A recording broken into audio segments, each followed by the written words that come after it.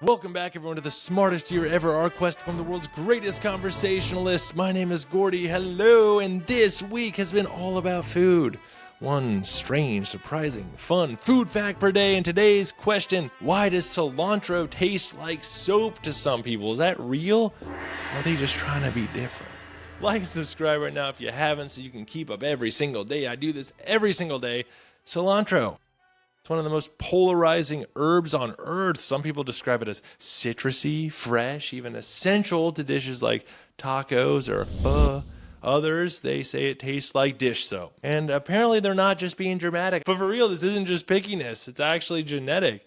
The culprit is a gene called OR6A2. It codes for an olfactory receptor that's particularly sensitive to aldehydes, a class of organic compounds found in both cilantro and many soaps and cleaning agents. If you've got the right variant of that gene, your brain interprets cilantro's flavor as chemically soapy rather than herbal or lemony.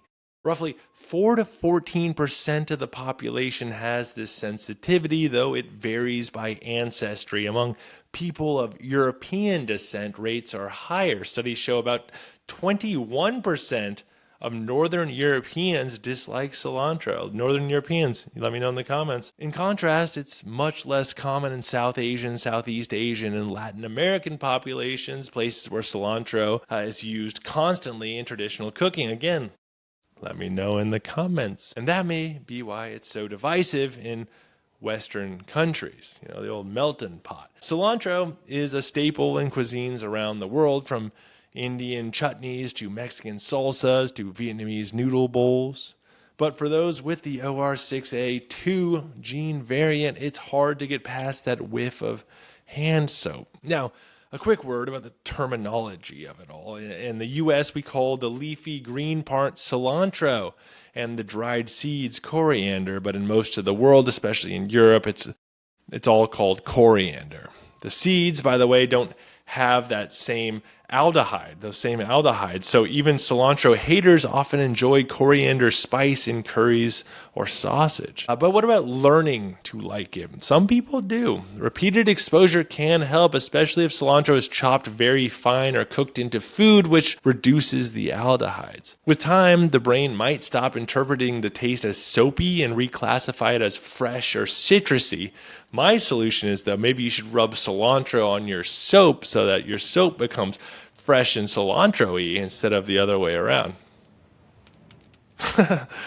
So why would this gene even exist? That was my question, right? So one theory is that aldehydes are also found in spoiled food, toxic plants, and natural warning scents. Being sensitive to them might have once helped humans avoid danger, but in places like South Asia or Latin America, where cilantro is everywhere, people with the soap gene may have been less likely to pass it on. Like, I sure as hell am not having kids with the person who can't eat my cooking. But if it still tastes like a wet sponge to you, then that's fair.